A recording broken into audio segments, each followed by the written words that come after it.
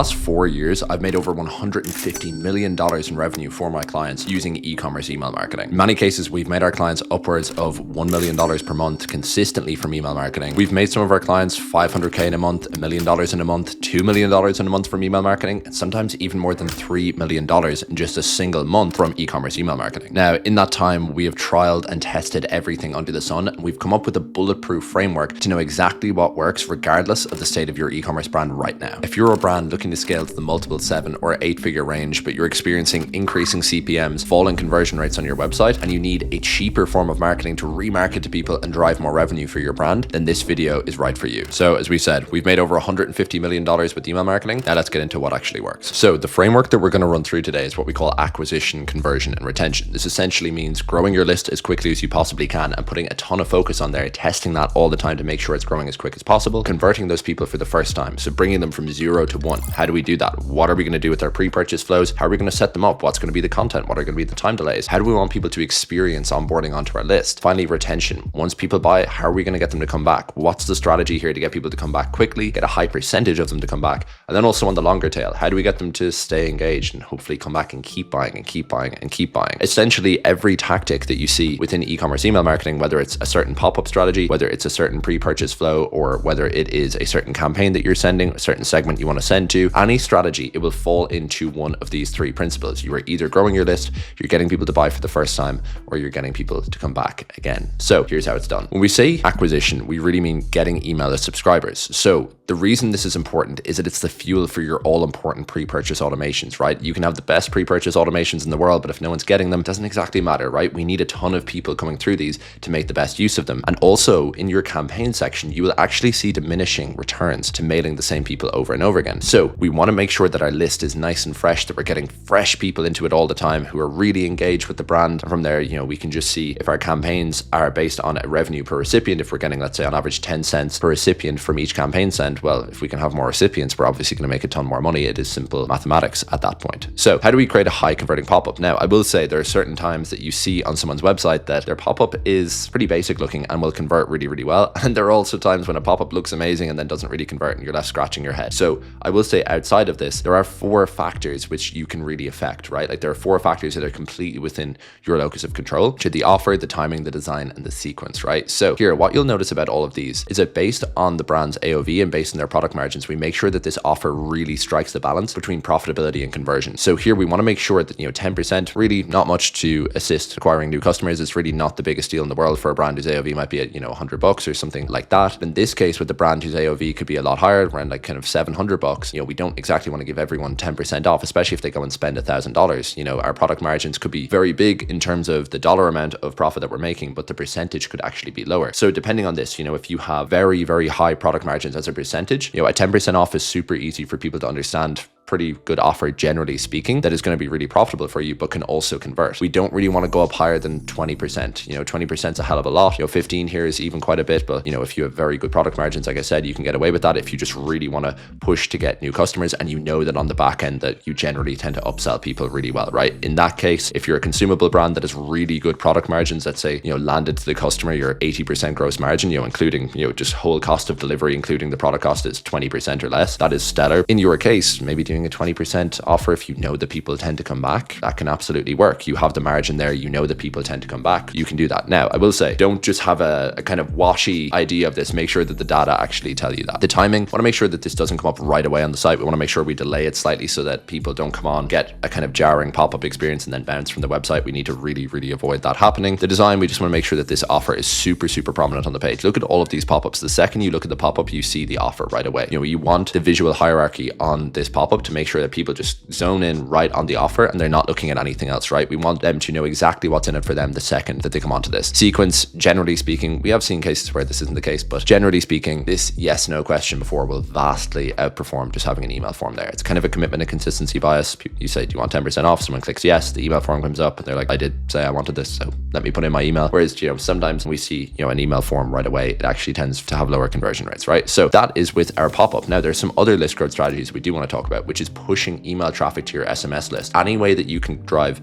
SMS subscribers is going to be huge for the brand. So even in the post-purchase flow, after people buy, it's a really good time to get people to sign up for your SMS list, right? So we really want to push that. You can see it's pretty simple email here that's just saying, hey, we figured that since you like getting our emails, you'll probably like getting our texts also. And yeah, works really well. This is a really good thing to do post-purchase, and you can also do it just periodically to your list through campaigns, and it's really good to grow that SMS list. The second thing here that we want to do, once our list is growing, we want to make sure we have a really strong email template, right? We generally want to follow this structure, make sure there's a really strong header, there's a strong hero image with a call to action above the fold. This means before someone has to scroll. So it's right there that someone can just click right away if they want to. There's a body copy section, everything is center aligned. Should say here as well, there needs to be a lot of white space. We want to make sure our typography, you can see here, right? We have like a serif font here, and then we have a sans serif. It's really easy to follow in this design. I'll actually show you exactly what I mean here with all of these principles. You can see here with this redesign that we did for this brand, they didn't really have anything going on beforehand. And then we moved to this kind of design here, which then doubled the click-through rates despite the offer actually being weaker, went from a 20% to a 15% because we told them 20% is too much. You can see here, serif font, sans serif font. A serif font is basically a fancy looking font that has details at the edges and stuff. So you can see this kind of here. And then a sans serif font, it just sans means without in French. Don't know why it's called a sans serif, but basically without details, right? So this is just kind of like a basic, straight Montserrat kind of looking font. And then this looks more like a Times New Roman sort of a thing, right? What this does, we're using typography here to make sure that people can just follow the email without having to read it. This is the kind of unlock that you need to have. This is why you want a sans serif and a serif font, generally speaking, in most cases, because you're able to create contrast in the email, and contrast makes it really easy to scan. So we're optimizing for scanning here. We know they're not going to read the whole email. Some people will, but we want to make it so people can read it and get all the information they want, but people can also scan it and get all the information that they want. Most people here are going to come on, just look for the code, which is in the serif font, but then the body copy, the rest of it is in a sans serif. Then you can just follow down to this really bright button. There's obviously a call to action above the fold here as well, and it just works really well. So results here on this email were stellar. So that kind of white space here as well, you can see there's not too much going on in the email, allows you to just fall down and almost slide down the email if you kind of think of it like that way. Go for a final call to action and then any social proof that we can kind of put in there. We actually did this recently on our YouTube channel, which was showing you guys a full design guide where I actually redesigned Ralph Lauren's email live. I went through and kind of made this email here, which you can check out on our YouTube channel here as well, that design guide of how to kind of design this from scratch. You can see here using typography as well here, the kind of serif font here, sans serif on the button kind of stands out a bit more. Call to action above the fold, yet still keeping it fashion-like and making sure that the products take center stage. And then you can see here tons of space using typography to make it so someone can slide down the email and just make it to the end there. So if you follow these principles here, you'll make a really strong design template. Follow our design guide on YouTube and you'll be good to go, right? As well, if you have less design kind of resource internally, if you don't have your own designers, or if you're not a designer yourself as a brand owner, you can still just like make things in Klaviyo that look pretty nice here. You can see here we're using social proof. The structure is easy to follow. I would make the typography a bit different here, but this brand just has kind of one font. Works really well. Go through our design guide and we will show you exactly how to make perfect emails. There's a free resource in the description of that video too, which you can get. We are now growing our list. We have a design template that we can use. We now need to make some emails. So what are we going to start with? We're going to start with the emails that people get right when they join our list, right? So we want to make sure that we have a really strong welcome series, which is one of the main core flows. The core flows we would deem that would be welcome series, browse abandon cart, abandon checkout, and post-purchase flow. The welcome series, what are we trying to do with the welcome series? It has 3 goals and you need to structure it to kind of fit around these 3 goals and make sure that these are absolutely maximized. So we want to convert as many people as possible right away. We want to make sure those instant conversions are just hit right away. We want to make sure we have the highest click-through rate possible on email 1 essentially. So we don't want to say too much. We just want to keep it nice and short. We then want to build the brand somewhat in the middle. We want to say a little bit more about us. We want to make, still keep it quite concise. We want to let them know more about who we are as a company. Number 3, then towards the end of the flow, we want to try and maximize and scoop up those late conversions. There's a huge drop off in engagement after day 4, day 5 of the welcome series. So at that point, we want to just get a little bit more aggressive with people. Most people who are going to convert will convert in the first 1, maybe 2 days. And so after this point, 4 or 5 days in, we want to get a little bit more aggressive here just to maximize the conversions of people joining the flow, right? Biggest 4 mistakes that people make, which then makes it so they can't really do these properly. They make a really short flow. They don't mix offers and content, and then they don't get a little bit more aggressive towards the end. And then also the copy sometimes can just be like watching paint dry on a wall transparently. So here's what we want to do. We want to build status, trust, and belief, right? We want to make a nice long flow, about 6-ish emails. You can see here, this is how we're going to build status. We've been featured in Goop, Birdie, Forbes, Vogue. We've kind of kept the client information out here. You kind of build trust then, showing behind the scenes. You can see a represent showing like behind the scenes with the brand, like here's our YouTube channel and so on. Really good stuff to do. Then building belief, show results, comparisons, and kind of demonstrating use. Like here's like a comparison of, us versus other skincare brands and so on. So while you're doing all of this, you want to mix offers and content, right? So if people come in here to the opt-in and then they just go 10% off, 10% off, 10% off, and your welcome series is essentially the same email 4 times in a row, it gets really boring. And as you would probably expect, it doesn't really do that well. So what we want to do is vary up with the content that we're using. So we want to go, letter from the founder content, behind the scenes, a quiz, like what product's right for you, go back to a short offer email. Here we can be like a founder story, right? So we can kind of get a little bit creative with the content here.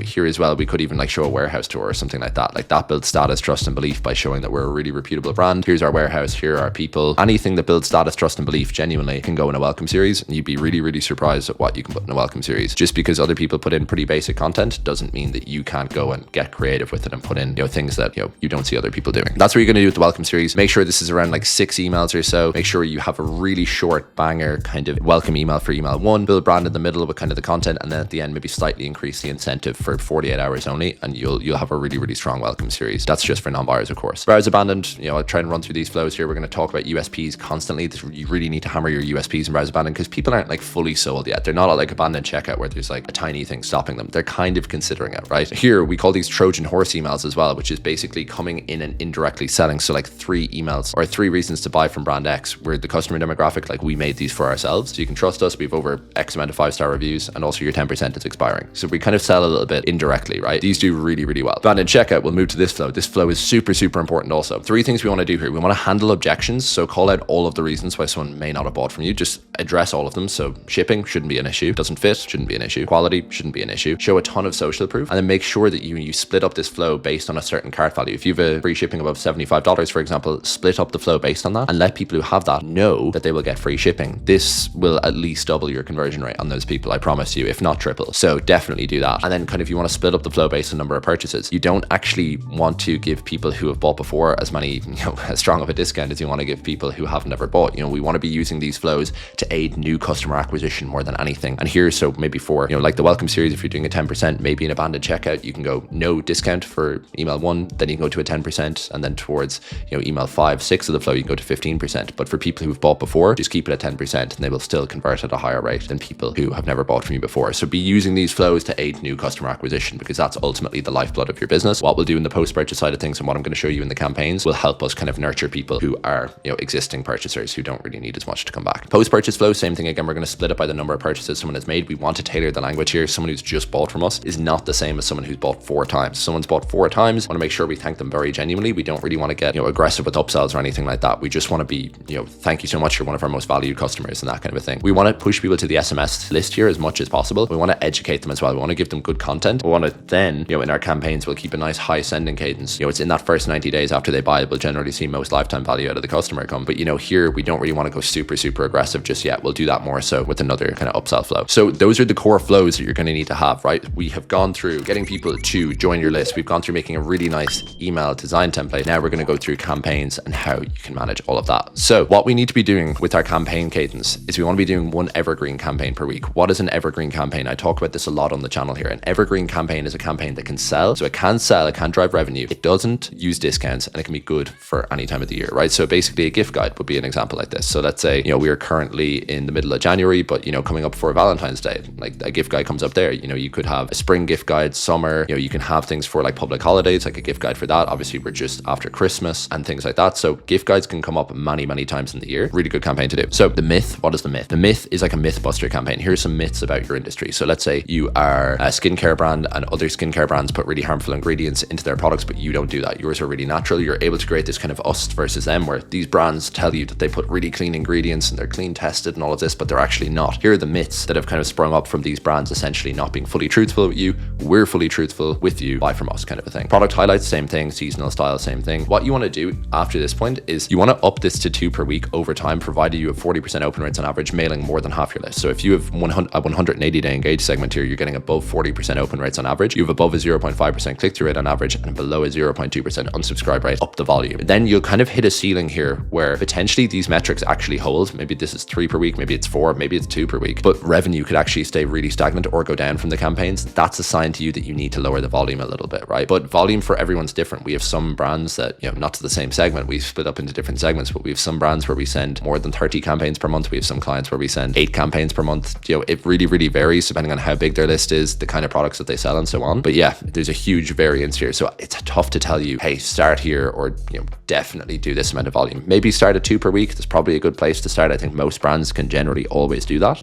Not a lot of brands can, let's say, consistently mail their list 5 times per week and have really good content to send them, right? Like that's a rare brand that's, hitting a lot of product releases all the time, and that has maybe a high SKU count, that has, a couple of different customer segments that they sell to. So it's a really broad appeal kind of offer or broad appeal offers that they sell, that kind of a thing. They're the kind of brands that we're able to do that for. That's not you, keep it kind of a little bit lower. There are some advanced flows we want to add here as well over time, which is the site abandoned. This is basically when someone is active on site, doesn't view a product, doesn't add to cart, doesn't initiate checkout. We just want to kind of bump them down the funnel a little bit, just a little bit of a reminder email. That's going to work really well for them. Abandoned cart, same flow as abandoned checkout, but the trigger changes to abandoned added to cart. So it's when they've added to cart instead of initiated checkout. Potential purchaser, sales cycle upsell flow. We actually went over these in a video on the YouTube channel. If you want to check out the sales cycle upsell flow, you can check a video which goes through the post-purchase flow and how to get repeat customers on autopilot. You can, check out all of these more in-depth guides on the channel here. And same with the potential purchaser flow, win back flow, and sunset flow. These flows are really important to kind of win people back, just to make sure that people stay engaged with the brand and so on. We have a guide on these as well on the channel. And that kind of finishes us off for the flows. So after this point, right, we've automated a ton of the customer journey. We're sending good campaigns. What do we need to do for segmentation? How do we make sure we're sending to the right people? And how do we make sure that our deliverability stays strong? If we want to make our deliverability better, right? So let's say your deliverability is a little bit poor right now. Let's say you're getting sub 30% open rates on all of your campaigns. Here's what you want to do to keep a strong list. If you're in really poor shape, I mean under 20% open rates here, or really under 25% nowadays. What you want to do is take a segment like 7-day engaged. The way you would define this is basically what someone has done or has not done. They have either opened an email, they have or clicked an email. The key is or. You might be asking, but if they have to open it to click it, sometimes Klaviyo misses some of these people who've opened. They miss their open but get their click. Very strange, but you just want to have both there. So what someone has or has not done in the last 7 days, they've at least opened an email, clicked an email, been active on site, viewed product, have added to cart, or have initiated checkout, or have placed an order. And so we're using or logic all the way up here. And then is to make the segment smaller, or makes the segment bigger because it pulls in more people, and then and makes the segment smaller because it's quite exclusive and can receive email marketing. These people, we just want to send to these for maybe 4, 5, 6, even more,